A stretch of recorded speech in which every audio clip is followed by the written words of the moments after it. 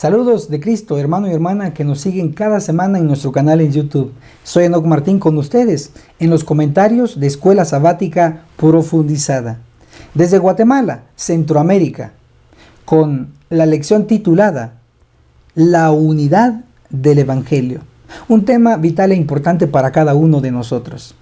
Pero para continuar le invito a que reverentemente nos arrodillemos y orar.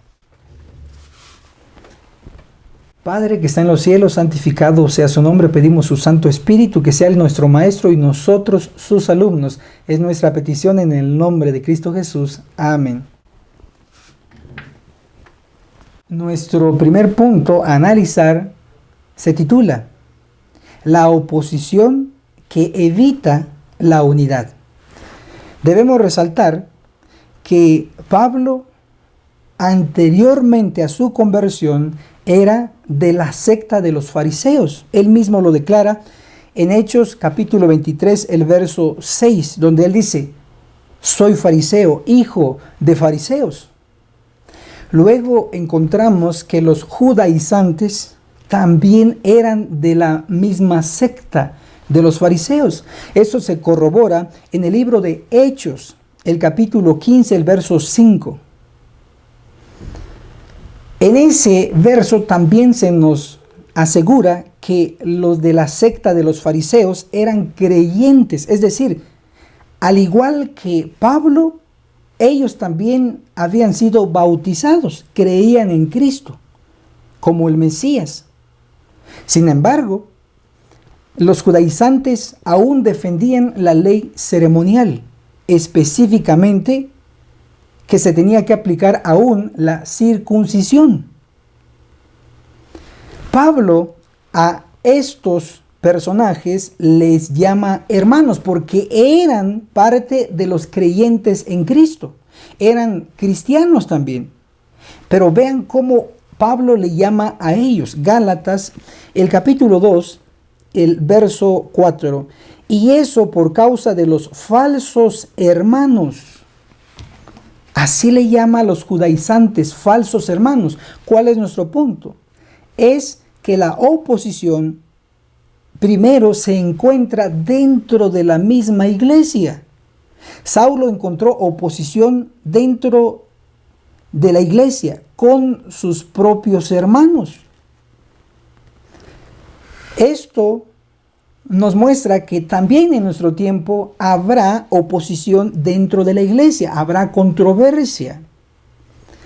De hecho, en las Escrituras se nos pronosticó que en nuestro tiempo ocurriría lo mismo. En Génesis, el capítulo 25, se nos habla de Rebeca. Allí, en el verso 22 y 23 de Génesis 25, se nos describe que dentro de Rebeca estaban los dos niños, Esaú y Jacob, que se combatían, pero no fuera de, sino dentro de ella. Y en esos mismos versos se nos indica que esos dos personajes representaban a dos pueblos. Una mujer en profecía representa una iglesia. Esto implica que dentro de la iglesia habrá dos clases de pueblo.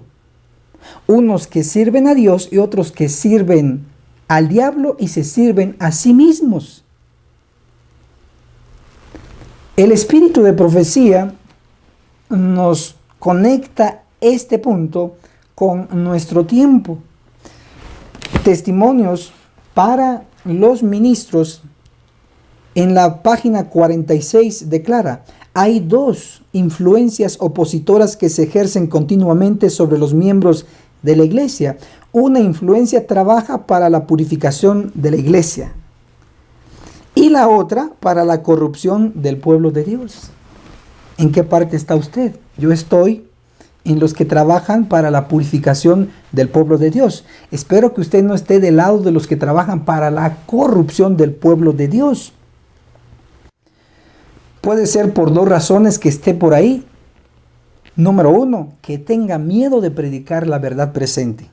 Número 2, quizá le llegaron al precio.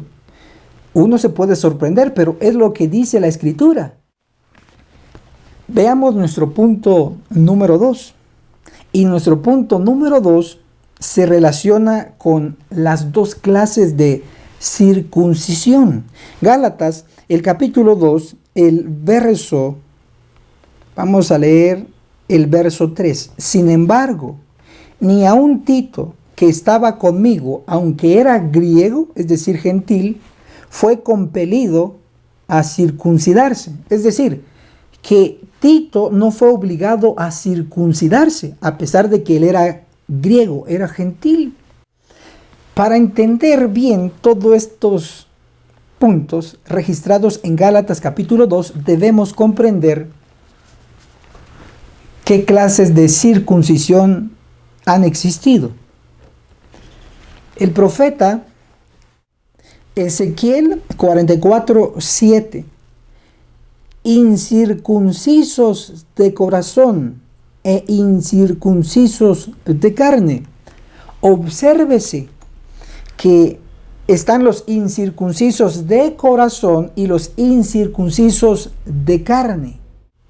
Entonces, basado en esta escritura, hay un orden. Primero, circuncisión de corazón y circuncisión de carne. Encontraremos que Abraham fue circuncidado, pero antes de ser circuncidado de la carne, fue circuncidado en su corazón, y eso lo realizó Dios. Pero para ser circuncidado del corazón, primero uno debe de cumplir un requisito, en este caso, la obediencia. Comprobémoslo. Ejemplo número 1. Encontramos en Génesis, el capítulo 12, el verso 1, que Dios le dice a Abraham: vete de tu tierra, de tu parentela. Note que es una orden. La pregunta es, ¿Abraham la obedeció? Sí, él se fue de su tierra, ustedes saben, para la tierra de Canaán.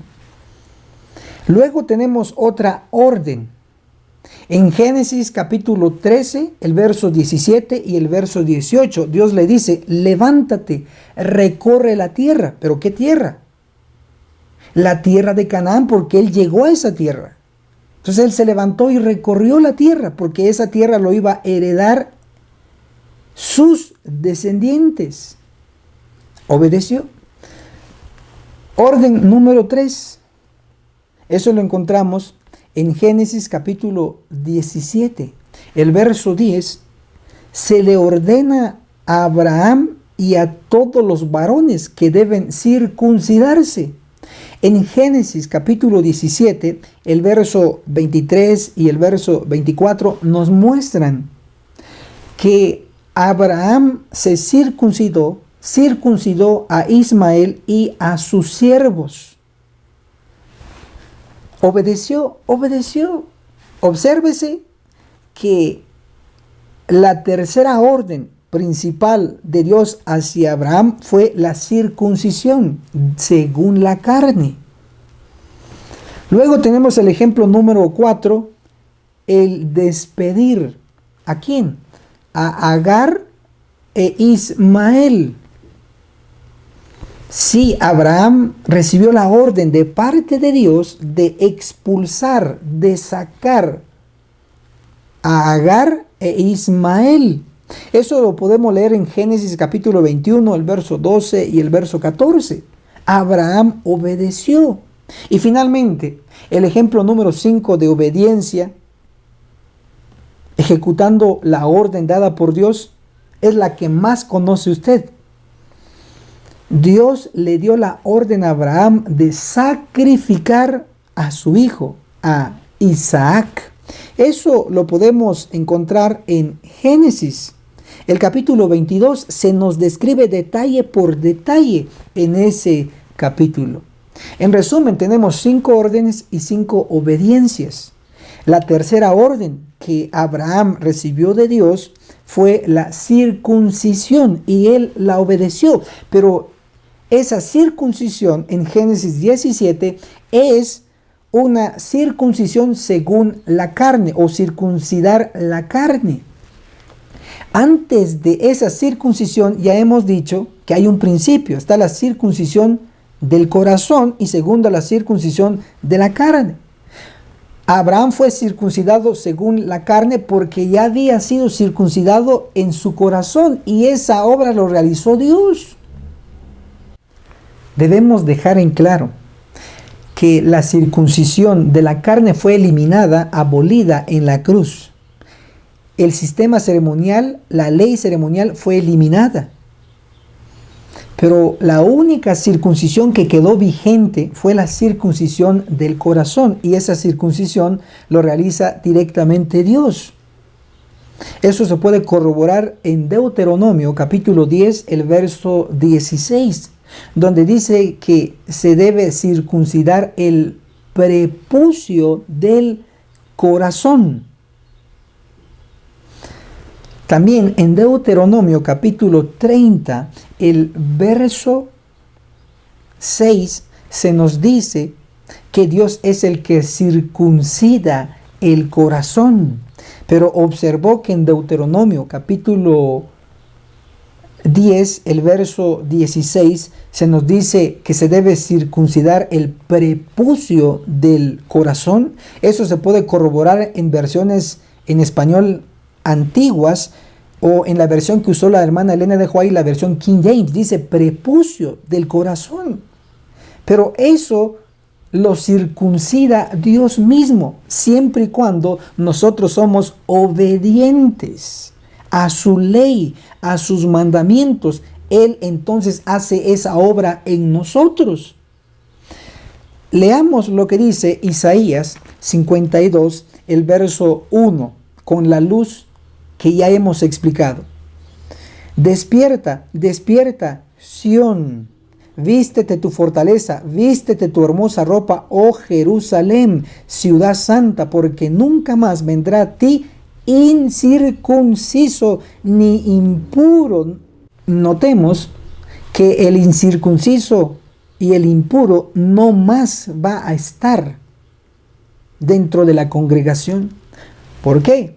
Porque Isaías 52, verso 1, lo que leímos, se menciona a Sión y se menciona a Jerusalén. Isaías 51, el verso 16, la última parte declara, Sión, pueblo mío, eres tú. Y Jerusalén siempre ha sido un símbolo de la iglesia de Dios.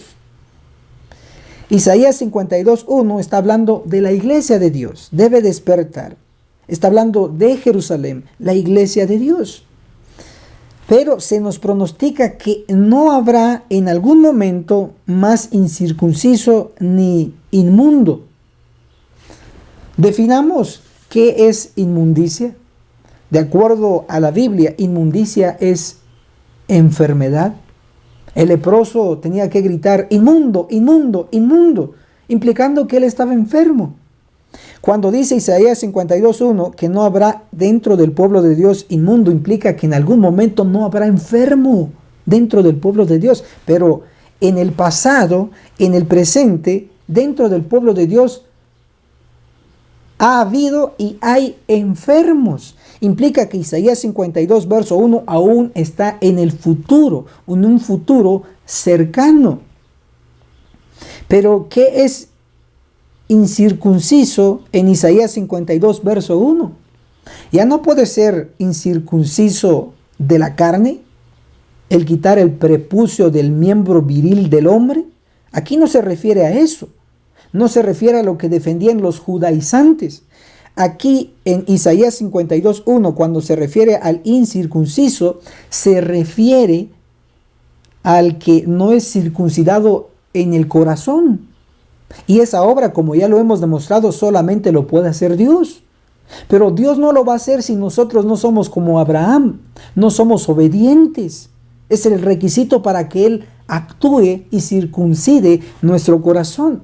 En resumen, el incircunciso de corazón no es circuncidado porque es desobediente. no obedece los mandamientos de Dios. Y recuérdese que transgredir, desobedecer la ley, los mandamientos de Dios es pecado. Por lo tanto, el incircunciso de Isaías 52, verso 1, se refiere al desobediente, al pecador. Isaías 52:1, entonces, cuando dice: despierta, despierta, Sión, vístete tu fortaleza, vístete tu hermosa ropa, oh Jerusalén, ciudad santa, porque nunca más vendrá a ti incircunciso, desobediente, pecador, ni inmundo, ni enfermo. Esto será maravilloso cuando encuentre su cumplimiento, y se va a cumplir con la iglesia adventista del séptimo día, el Sión antitípico, la Jerusalén antitípica. Isaías 52, el verso 8, noten qué ocurrirá. Lo leeré desde la versión Reina Valera Gómez. Isaías 52, verso 8. Voz de tus atalayas, de los centinelas, los que tienen que dar alarma al pueblo. Voz de tus atalayas, alzarán la voz juntamente, darán voces de júbilo, porque ojo a ojo verán cuando el Eterno vuelva a traer a Sión. Estos atalayas son de Sión. Isaías 51:16 dice que Sión es el pueblo de Dios. Entonces, Isaías 52:8, cuando se menciona a los atalayas de Sión, se refiere a los que están dando alarma hoy en la iglesia. Se pronostica que ellos alzarán la voz juntamente y verán ojo a ojo. Dice juntamente, no discordantes, juntos habrá unidad. Pero noten que Isaías 52:1 habla que Sión debe despertar, Jerusalén debe vestirse, debe levantarse del polvo. Luego dice que no habrá incircunciso, es decir, pecador, no habrá inmundo, no habrá enfermo. Entonces, Isaías 52:1 se cumple primero, y luego se cumple Isaías 52:8, donde los atalayas, los siervos de Dios, unánimes, juntos, alzarán su voz y verán ojo a ojo. Será maravilloso.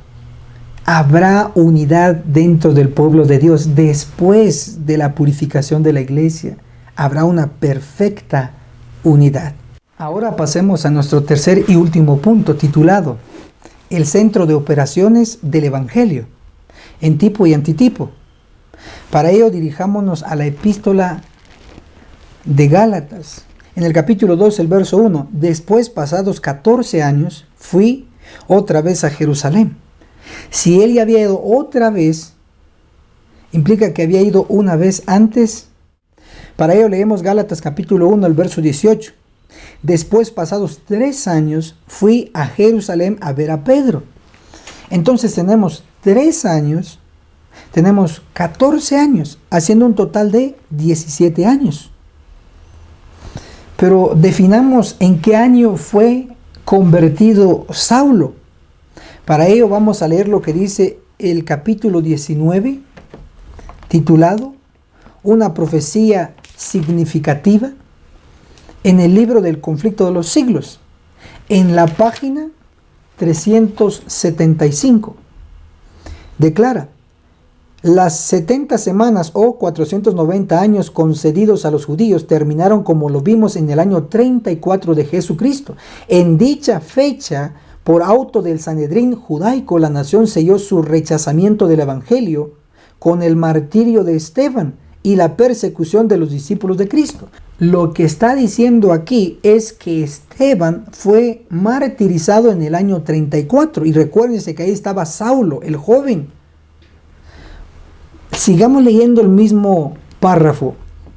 Pedro, guiado por Dios, dio a conocer el Evangelio al centurión de Cesarea, el piadoso Cornelio, el ardiente Pablo, ganado a la fe de Cristo, fue comisionado para llevar las alegres nuevas lejos a los gentiles. Lo que está diciendo la inspiración es que En el año 34 fue apedreado Esteban y el evangelio dejó de ser exclusivo para los judíos y pasó a los gentiles en el año 34.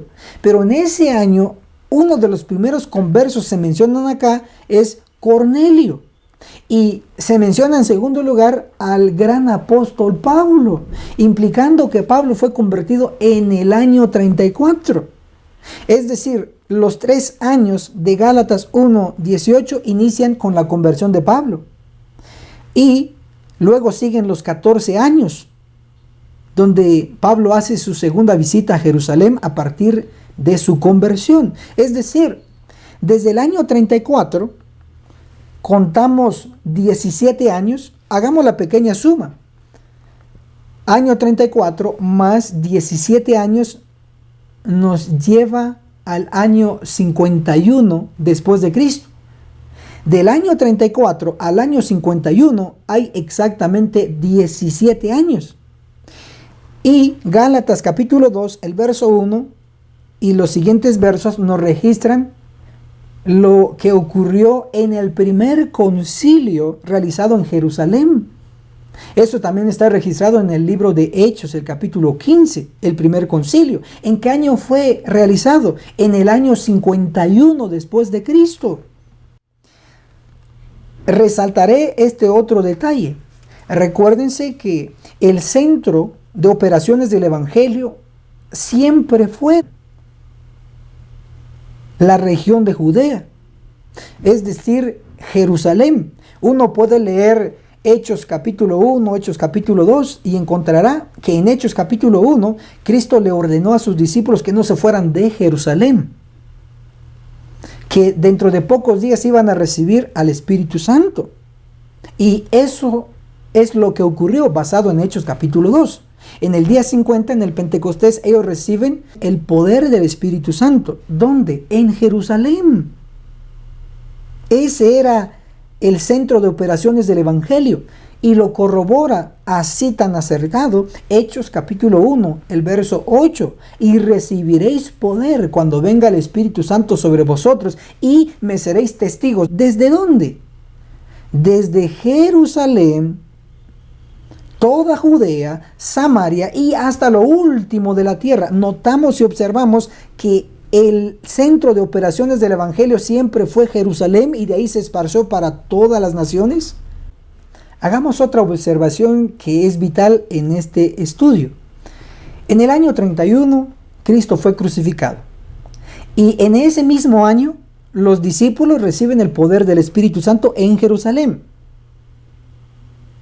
En el año 34 se apedrea a Esteban y pasa el evangelio a los gentiles. Uno de los primeros conversos que se registra en la Biblia fue Cornelio. Y el espíritu de profecía añade a Pablo, convertido en el año 34. Luego en el año 51 se realiza el primer concilio en Jerusalén. Ahora obsérvese, tenemos desde el año 31 y medio hasta el año 34 tenemos 3 años y medio. Del año 34 hasta el año 51 tenemos 17 años. Sumemos entonces 3 años más 17 años hace un total de 20 años. Desde el año 31 Jerusalén fue el centro de operaciones del Evangelio. En el año 34 todavía Jerusalén es el centro de operaciones del Evangelio. Se apedrea a Esteban y se convierte Pablo. En el año 51, Jerusalén sigue siendo todavía el centro de operaciones del Evangelio porque ahí se realiza el primer concilio de los cristianos. En este breve análisis se concluye que durante los primeros 20 años, a partir de haber recibido el poder del Espíritu Santo, el centro de operaciones del Evangelio fue Jerusalén. Eso ocurrió en el tipo, como ejemplo. ¿Por qué? Usted puede leer Ezequiel capítulo 38 y va a encontrar que la tierra de Israel, la tierra donde está Jerusalén, es el centro de la tierra. Es un lugar estratégico, Dios lo sabe y por eso lo usó en el primer fuerte pregón con los 120. veremos que también ocurrirá lo mismo en nuestro tiempo. Para ello, dirijámonos al profeta Ezequiel en el capítulo 36. Ojo y oído a esto. Ezequiel 36, verso 24. Os tomaré de las naciones, os juntaré de todas las tierras y os traeré a vuestro país. Pregunto, ¿el pueblo adventista del séptimo día está en un solo país o está regado entre las naciones? ¿Está esparcido entre las naciones? La respuesta es positiva, está esparcido entre las naciones. Pero la profecía de Ezequiel, el capítulo 36, verso 24 declara: os tomaré de las naciones, os juntaré de todas las tierras y os traeré a vuestro país, a la tierra santa, donde estuvo el centro de operaciones del Evangelio. ¿Y qué va a ocurrir ahí según la Escritura? Leamos Ezequiel 36, verso 25. Esparciré sobre vosotros agua limpia y seréis limpiados de todas vuestras inmundicias, enfermedades, defectos, cicatrices, etcétera, que esté en nuestro cuerpo. Seréis limpiados de todas vuestras inmundicias y de todos vuestros ídolos. Verso 26, os daré un corazón nuevo y pondré un espíritu nuevo dentro de vosotros. Quitaré de vuestra carne el corazón de piedra.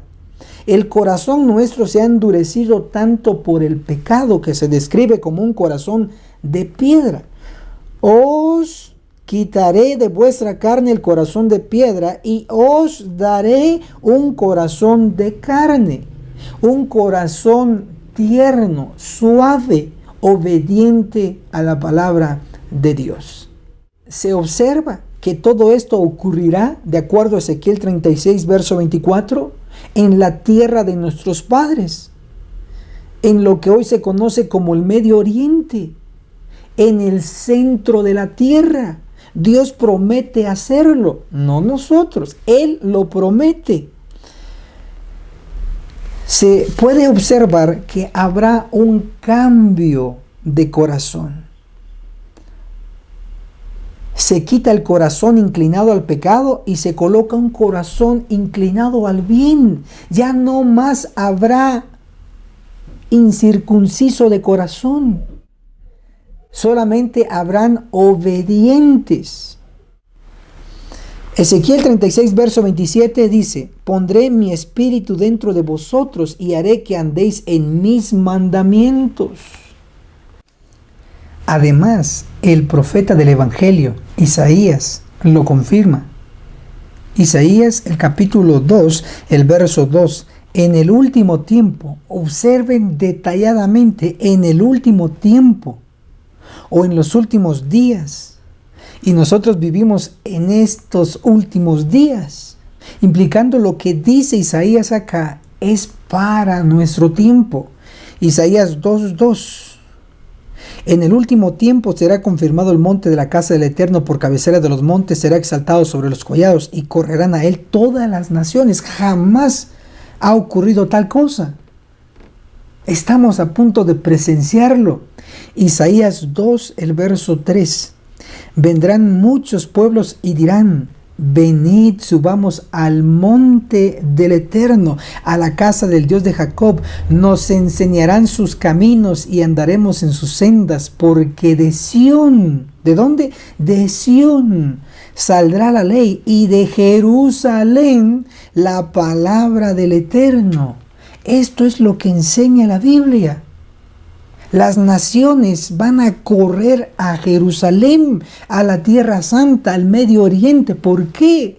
Porque Dios va a reunir ahí a sus santos. Es el lugar estratégico, es el centro de operaciones del Evangelio. Así fue en el tipo, así va a ser en el antitipo. Por si fuera poco, no solo el profeta del Evangelio nos dice así de claro de dónde va a salir en los últimos días el Evangelio, sino que también el profeta Miqueas se une a esta gran verdad. Para ello leamos lo que dice Miqueas, el capítulo 4, el verso 1. En los últimos días, pero qué claro, en nuestro tiempo, En los últimos días, el monte de la casa del Eterno será constituido por cabecera de los montes, más alto que los collados, y los pueblos correrán a él. Miqueas 4:2, vendrán muchas naciones y dirán: venid, subamos al monte del Eterno, a la casa del Dios de Jacob, nos enseñarán sus caminos y andaremos por sus veredas. De Sión saldrá la ley y de Jerusalén la palabra del Eterno.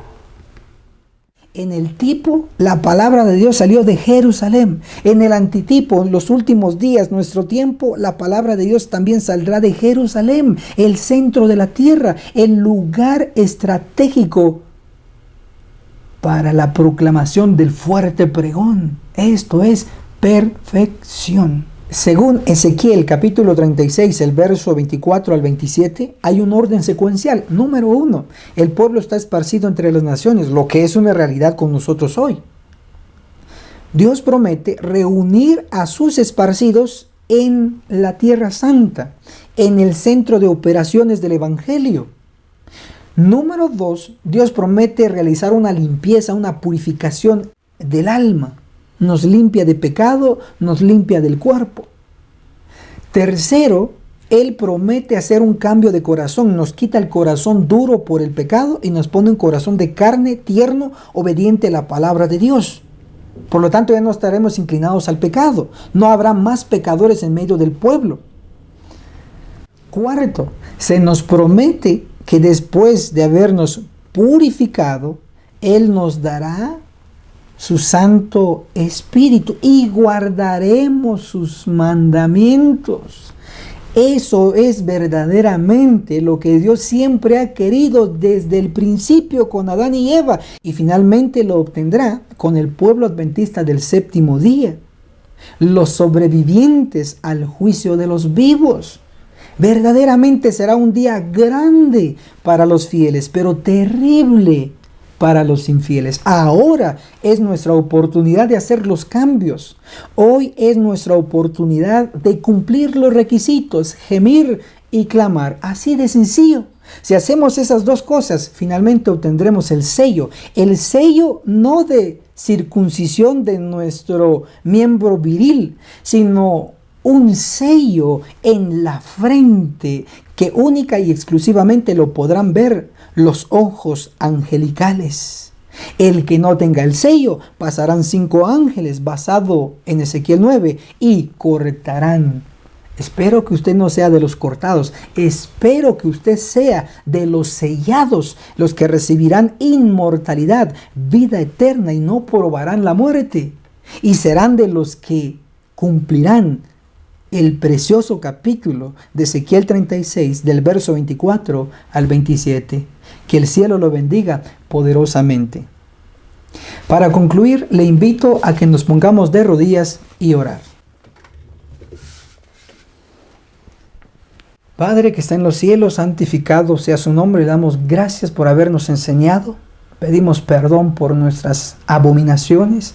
Santifíquenos y purifíquenos, Señor. Queremos ser parte de ese pueblo que la profecía proyecta con un día grande, grande, Señor. Gracias por ello. Oro por aquellos que nos están escuchando y viendo, para que podamos cambiar, reformarnos. Ahora es nuestra oportunidad. En el nombre de Cristo Jesús le agradecemos. Amén. Y esto fue Escuela Sabática Profundizada. Esforcémonos con todo el poder que Dios nos ha dado y de seguro nos veremos en la cumbre del Monte Sión. Hasta la próxima.